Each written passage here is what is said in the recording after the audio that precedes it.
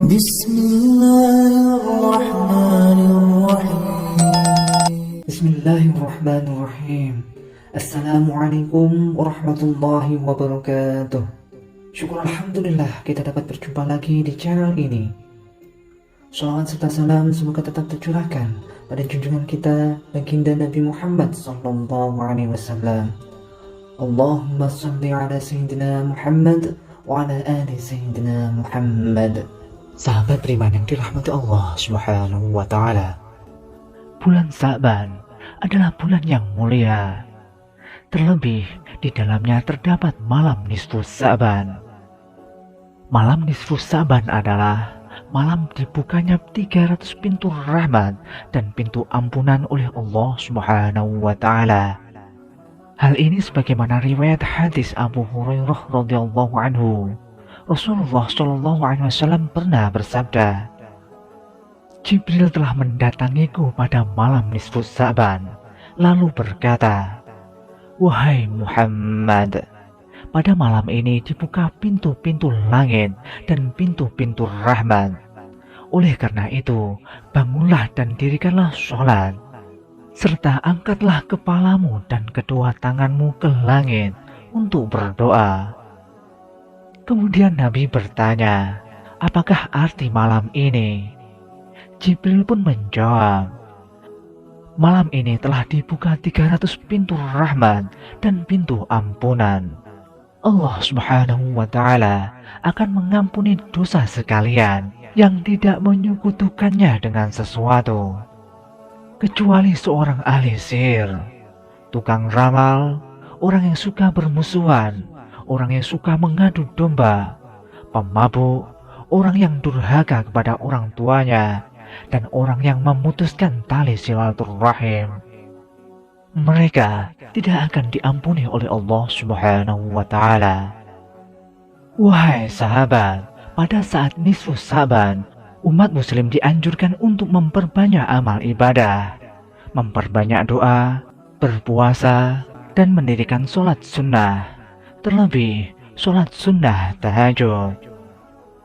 Ibadah-ibadah yang dianjurkan tersebut merupakan kebiasaan dari baginda Nabi Muhammad SAW ketika memasuki bulan Sa'ban. Selain akan mendapatkan pahala, melakukan ibadah sunnah juga akan meningkatkan ketakwaan dan keimanan kita kepada Allah Subhanahu wa taala. Hal demikian untuk melatih diri kita untuk mempersiapkan diri memasuki bulan suci Ramadan. Rasulullah Shallallahu alaihi wasallam pernah bersabda, "Rajab adalah bulannya Allah, Sa'ban adalah bulanku, dan Ramadan adalah bulannya umatku." Dan juga diriwayatkan dalam sebuah hadis, ada 5 malam ketika berdoa, maka doanya tidak akan pernah ditolak, yakni awal malam pada bulan Rajab, malam nisfu Sa'ban, malam Jumat, malam Idul Fitri, dan malam Hari Raya Kurban. Oleh sebab itu sahabat, mari kita sambut bulan Sa'ban ini, malam nisfu Sa'ban ini, dengan mendekatkan diri kepada Allah Subhanahu wa taala dengan memperbanyak amal ibadah. Salah satu amal ibadah untuk mendekatkan diri kepada Allah Subhanahu wa taala di bulan Sa'ban ini, di malam nisfu Sa'ban ini, adalah dengan sholat tahajud. Sebagaimana sabda Rasulullah Shallallahu alaihi wasallam, "Kerjakanlah sholat malam, karena sholat malam itu kebiasaan orang-orang yang soleh sebelum kamu. Juga suatu jalan untuk mendekatkan diri pada Tuhan kalian, juga sebagai penebus pada segala kejahatan, dosa, mencegah dosa, serta dapat menghindarkan penyakit dari badan." Hadis riwayat Imam At-Tirmidzi dan Ahmad.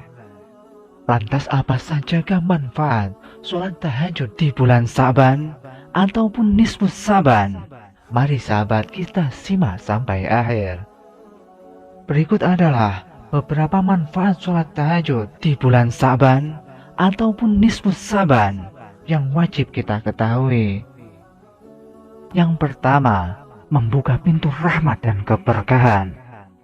Saat kita memutuskan untuk melaksanakan sholat tahajud, langit terbuka lebar menyambut doa kita. Allah Subhanahu wa Ta'ala menurunkan rahmat dan keberkahannya kepada hamba yang tekun dalam ibadah malam, sehingga hidup kita akan dipenuhi dengan anugerah darinya, dari Allah Subhanahu wa Ta'ala. Tidak heran jika banyak ulama dan sahabat Nabi yang sangat mengagungkan sholat tahajud. Kesungguhan dalam melaksanakan sholat sunnah ini tidak hanya memberikan manfaat secara spiritual, namun juga memberikan kedamaian dan kebahagiaan dalam hidup. Sebagai seorang muslim, alangkah baiknya jika kita bisa mengambil hikmah dari sholat tahajud dan menerapkannya dalam kehidupan sehari-hari. Yang kedua, waktu mustajabah untuk berdoa. Sholat tahajud juga menjadi amalan untuk menghantarkan doa-doa kita kepada Allah Subhanahu wa Ta'ala. Banyak doa yang bisa dipanjatkan setelah sholat tahajud. Pastikan semua doa ini dilandasi dengan keyakinan bahwa Allah Subhanahu wa Ta'ala akan mengabulkan semua yang terbaik. Rasulullah SAW pernah bersabda, "Yanzilu Rabbuna tabaraka wa ta'ala kulla laylatin ila sama'id dunya Haina yabqa sulusul lailil akhir yaqul man yad'uni fa'astajiba lahu man yas'aluni fa'atiyah man yastaghfiruni fa'aghfiralah." Rabb, Tuhan kita turun ke langit dunia pada sepertiga malam yang akhir. Pada setiap malamnya, kemudian berfirman, "Orang yang berdoa kepadaku akan kukabulkan. Orang yang meminta sesuatu kepadaku akan kuberikan. Orang yang meminta ampun dariku akan kuampuni." Hadis riwayat Imam Bukhari dan Muslim. Yang ketiga, mendekatkan diri dengan Allah Subhanahu wa Ta'ala. Perasaan tenang pada jiwa, pikiran dan batin akan dapat dirasakan oleh orang-orang yang dirinya dekat dengan Allah Subhanahu wa Ta'ala. Hal ini bisa didapatkan dengan cara mendekatkan diri melalui sholat tahajud. Orang-orang yang tekun menjalani sholat tahajud niscaya akan diliputi aura kebahagiaan dan ketenangan. Kebahagiaan ini lantaran ia bisa merasakan bahwa dirinya sangat dekat dengan Allah Subhanahu wa Ta'ala. Inilah kesempatan emas untuk berkomunikasi langsung dengan Allah. Di saat yang paling sunyi, kesunyian malam memberi kita kedamaian untuk fokus sepenuhnya kepada Allah Subhanahu wa Ta'ala, membuat diri kita semakin dekat dan terhubung kepada Sang Pencipta. Yang keempat, membawa ke tempat yang mulia. Allah Subhanahu wa Ta'ala menjanjikan siapa yang mengerjakan sholat tahajud, maka akan diangkat ke tempat terpuji dan mulia. Hal ini sebagaimana yang dijelaskan dalam Al-Quran surat Al-Isra ayat 79. Dan pada sebagian malam hari, sholat tahajudlah kamu sebagai suatu ibadah tambahan bagimu. Mudah-mudahan Tuhanmu mengangkatmu ke tempat yang terpuji. Quran surat Al-Isra ayat 79. Mendapatkan tempat terpuji di sisi Allah Subhanahu wa Ta'ala merupakan impian semua umat. Dengan demikian, Allah Subhanahu wa Ta'ala telah menjamin terbentangnya jalan keselamatan di dunia maupun di akhirat kelak. Yang kelima, salah satu kunci masuk surga. Sebagaimana sabda Rasulullah SAW, "Wahai manusia, sebarkanlah salam, berilah makan orang-orang yang membutuhkan, sambunglah silaturahmi, dan sholatlah pada malam hari ketika orang lain sedang tidur. Niscaya kalian akan masuk surga dengan selamat." Hadis riwayat Imam Ibnu Majah. Yang keenam, wajahnya bercahaya. Sebagaimana yang dijelaskan dalam kitab Ibnu Katsir, sebagai ulama salaf mengatakan, barang siapa yang banyak sholat di malam hari, maka wajahnya kelihatan indah di siang hari. Hal ini pula telah disandarkan oleh Ibnu Majah dalam kitab Sunannya dari Jabir radhiyallahu anhu yang mengatakan bahwa Rasulullah SAW pernah bersabda, Man kasurat sholatuhu bil lail hasuna wajhuhu bin nahar. Barang siapa yang banyak sholatnya di malam hari, maka siang hari wajahnya tampak indah. Yang ketujuh, terjaga kesehatan jiwa dan raganya.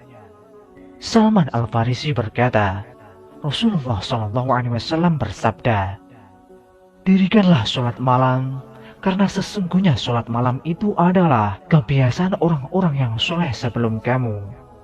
Sholat malam dapat mendekatkan kamu pada Tuhanmu. Sholat malam adalah sebagai penebus perbuatan buruk, mencegah perbuatan dosa, dan menghindarkan diri dari penyakit yang menyerang tubuh. Hadis riwayat Imam Ahmad. Sahabat beriman yang dirahmati Allah Subhanahu wa Ta'ala, demikianlah, semoga dapat bermanfaat untuk kita semua. Semoga kita dapat melaksanakannya dan dapat keutamaannya. Amin. Amin ya rabbal alamin. Wallahu a'lam bishawab. Wassalamualaikum warahmatullahi wabarakatuh.